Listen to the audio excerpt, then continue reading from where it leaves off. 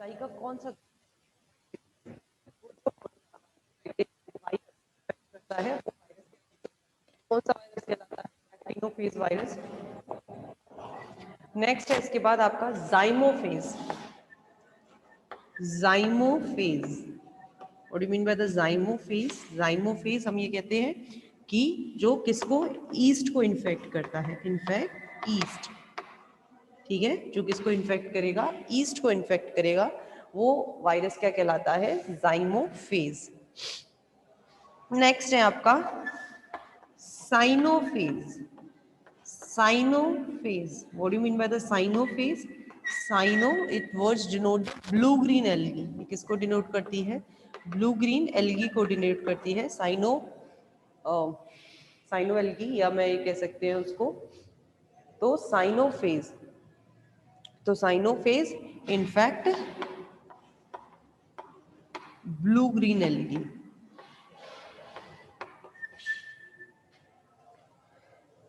इसको blue green algae बोलते हैं।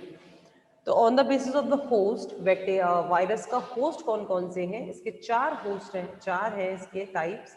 टाइप्स किसके बेसिस पर डिफाइन किए गए हैं? होस्ट के बेसिस पर, यानी कि ये किसको इन्फेक्ट कर रहे हैं। बैक्टीरियोफेज, इसका होस्ट होता है बैक्टीरिया।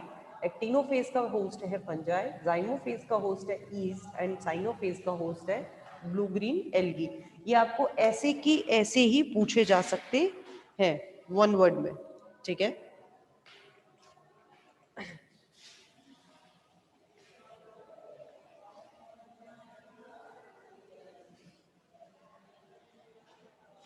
देन इसके बाद हम बात करते हैं स्ट्रक्चर की, ठीक है। इसके बाद हम किसकी बात करें? Structure of bacteriophage.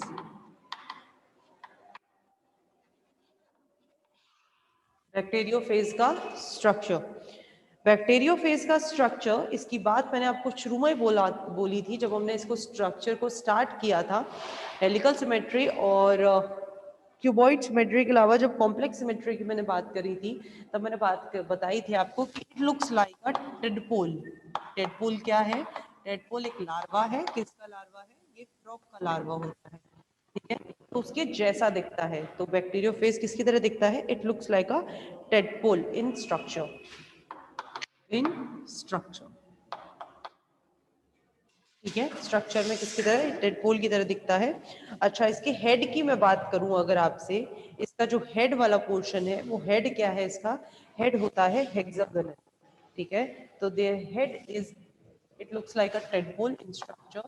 दूसरा, इसका जो हेड होता है, द हेड ऑफ देम, या हेड जो होता है इनका, वो कैसी सिमेट्री का होता है? हेक्सागोनल होता है। हेड कैसा होता है बच्चों?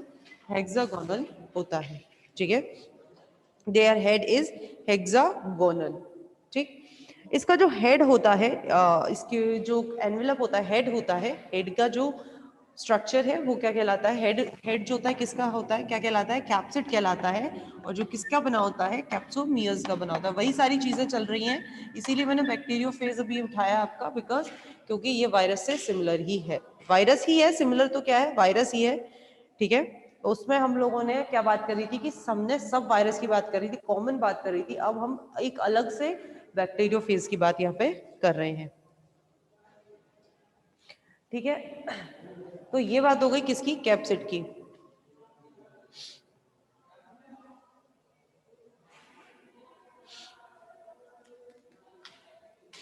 चलिए, एक बड़ा ही इम्पोर्टेंट एक नोटिफिकेशन है, या एक नोट आप डालकर यहाँ पे लिख सकते हैं।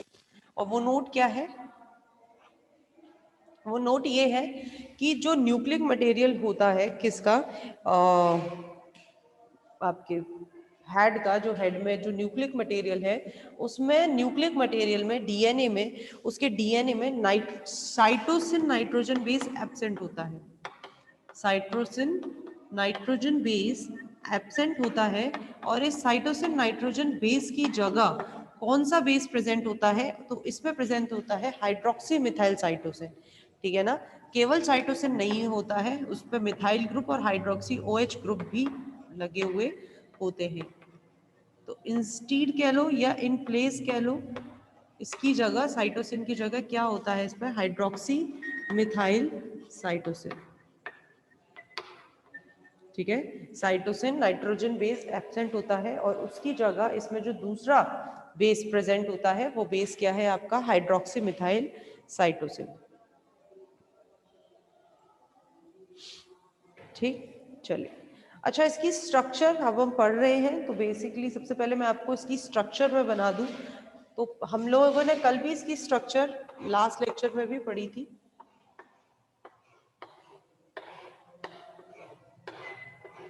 इस तरह से इसकी स्ट्रक्चर होती है ये। तो ये जो पोर्शन आप देख रहे हैं this is the head, this is the tail, oh sorry हाँ, ये क्या होती है इसकी टेल होती है और नीचे इसके क्या होते हैं फिलामेंट्स भी इनको हम बोल सकते हैं या टेल फाइबर्स भी इनको हम बोल सकते हैं। ठीक है। अच्छा, ये जो पोर्शन आप देख रहे हैं, ये जो पोर्शन आप देख रहे हैं ये वाला जो ना तो हेड है और ना ही टेल है, ये पोर्शन कहलाता है बच्चों कॉलर। ये पोर्शन क्या कहलाता है कॉलर। तो ऊपर वाला पोर्शन क्या है हेड है, नीचे वाला पोर्शन टेल, देन उसके बाद उस टेल से जुड़े हुए हैं कुछ फाइबर्स जिनको हम बोलते हैं टेल फाइबर्स, और हेड और टेल के बीच में एक कॉमन जंक्शन होता है जो कि कहलाता है कॉलर। बेसिकली कॉलर क्या है, it is a neck portion. Collar क्या है, ये नेक का पोर्शन। ये जो हमारा गला है, हमारा सिर, हमारा धड़ आपस में किससे जुड़े हुए बाय द नेक पोर्शन। ठीक है, तो ये कॉलर क्या है, इसका भी नेक पोर्शन है। अब हम चलते हैं, जैसे अभी हेड हमने पढ़ा तो हेड से अब आप नीचे चलेंगे तो नीचे आपका आता है टेल पोर्शन। तो जिस प्रोटीन शीट का आपका हेड बना हुआ है बैक्टीरिया वायरस का, उसी प्रोटीन शीट का क्या बना होता है टेल बना होता है। ठीक है, तो tail is made up of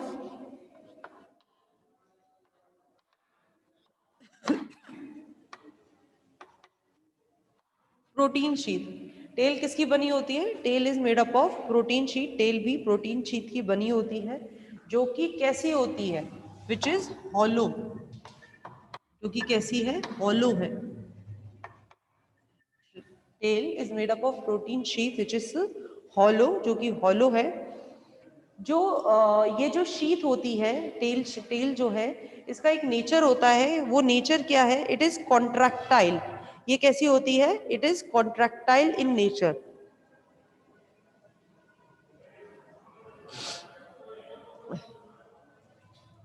जो टेल है इट इज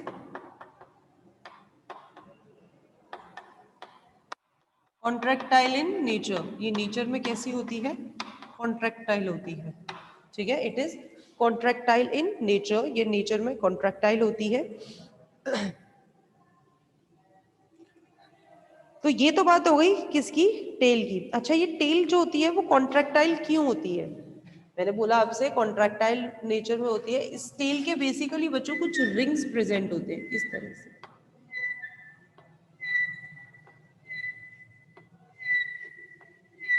इनको हम कॉन्ट्रैक्टाइल रिंग्स भी कह सकते हैं। इन रिंग्स की वजह से ये कॉन्ट्रैक्टाइल होती है।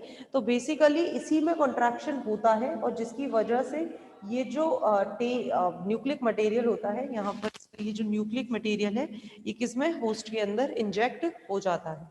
ठीक है, तो इस तरह से ये कॉन्ट्रैक्टाइल होती है। तो टेल जो होती है वो किसकी बनी होती है प्रोटीन शीट की ही बनी होती है। और कौन सी प्रोटीन शीट, जो हेड के साथ कंटिन्यू होती है। ठीक है, हेड वाला पोर्शन, हेड भी किसका बना हुआ है, प्रोटीन शीट का बना हुआ है। और वही प्रोटीन शीट कहाँ कंटिन्यू होती है, टेल में कंटिन्यू होती है। ठीक है, और टेल कैसी होती है नेचर में, टेल जो होती है वो कैसी, कॉन्ट्रैक्टाइल होती है और इसके चारों तरफ कुछ रिंग्स लगी हुई होती है। ओके बच्चों, चलिए अब एक चीज देखिएगा, ये जो टेल है, ये टेल आप इस तरह से देख रहे हैं, ये बेसिकली टेल इस तरह से ना होकर इस टेल में एक प्लेट प्रेजेंट होती है बच्चों, इस तरह से।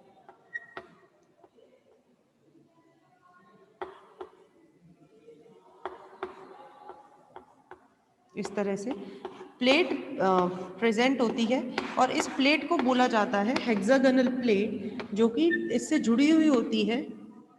आप लोगों की बुक में अगर आप लोगों के पास है तो अच्छा डायग्राम बन रहा है, वहां आप देख सकते हैं। इस तरह की एक प्लेट प्रेजेंट होती है जिसे हेक्सागोनल प्लेट कहा जाता है और इसी प्लेट से इसी प्लेट से फाइबर्स अरेंज होते हैं। ये जो आप टेल फाइबर्स देख रहे हैं, तो at the end of the tail, at the end of the tail a hexagonal plate, a hexagonal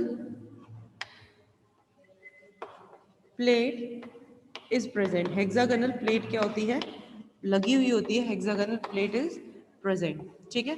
इस hexagonal plate से कुछ फाइबर्स निकलते हैं, ठीक है, कुछ proteinaceous fibres is present. hexagonal plate से क्या प्रेजेंट होते हैं, proteinaceous fibers are present from the hexagonal plate। proteinaceous fibers are present। hexagonal plate से लगे हुए होते हैं, बाहर निकले होते हैं, और इन फाइबर्स का, proteinaceous fibres are present hexagonal plate. इन फाइबर्स का काम क्या होता है, what the function of the fibres.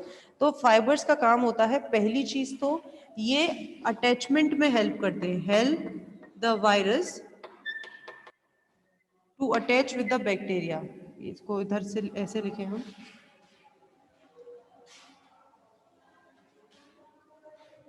These fibres, ये जो फाइबर्स हैं, these fibres help the virus, virus को हेल्प करते हैं, help the virus to attach with bacteria,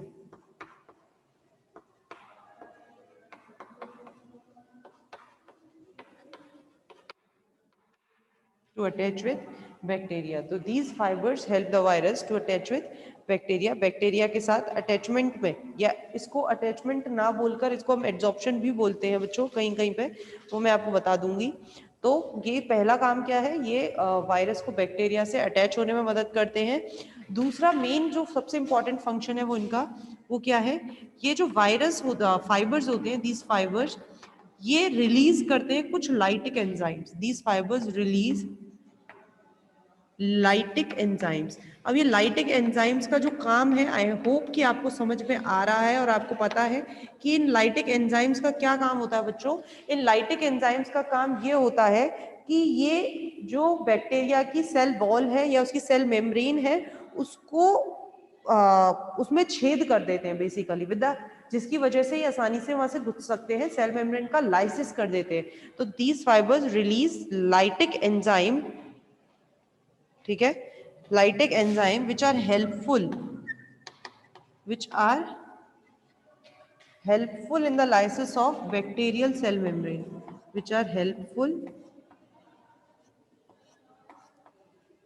in the lysis of, in the lysis of bacterial cell membrane, bacterial cell membrane की lysis में help करता है, in the lysis of bacterial cell membrane. Clear है बच्चों, ठीक है।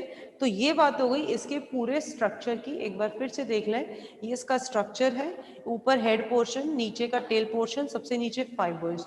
Head tail से जुड़ा हुआ है with the help of the collar, किसकी हेल्प से, कॉलर की हेल्प से। ये जो नेक पोर्शन है, basically it behave like a neck, ठीक है। और ये जो टेल है, नीचे फाइबर्स जो है वो टेल से किसके थ्रू जुड़ी हुई है, मतलब टेल फाइबर्स टेल से जुड़े हुए with the help of the plate, hexagonal plate यहाँ पर प्रेजेंट होती है। सबसे पहले जो कैप्सिड है उसकी बात करें तो इसका सबसे पहले जो स्ट्रक्चर है बैक्टीरियोफेज का वो कैसा है, टेडपोल जैसा है। एंड टेडपोल क्या है, एक लार्वा है, फ्रॉग का लार्वा, तो उसकी जैसे ये दिखता है। इसका हेड हेक्सागोनल होता है, हेड हेक्सागोनल है, जैसे आप देख सकते हैं 6 साइड्स हैं, 6 फेसेस हैं। इसका जो कैप्सिड है वही सेम वायरस की तरह कैप्सोमियस से बना होता है। एक बहुत इंपॉर्टेंट पॉइंट वो ये है कि इसके न्यूक्लिक एसिड में साइटोसिन नाइट्रोजन बेस नहीं होता है। आप जानते हैं 4 नाइट्रोजन बेस होते हैं, एडेनिन, गुआनिन, थाइमिन और साइटोसिन। तो साइटोसिन ना होकर इसकी जगह इस पर क्या प्रेजेंट होता है, हाइड्रोक्सी मिथाइल साइटोसिन। साइटोसिन की जगह क्या प्रेजेंट होता है, हाइड्रोक्सी मिथाइल साइटोसिन। क्लियर। इसके टेल की अगर मैं बात कर रही हूँ आपसे कि इसका जो टेल वाला जो पोर्शन है, टेल किसका बना हुआ होता है, हिंदी मीडियम इंग्लिश मीडियम, अभी होगी इसकी बात,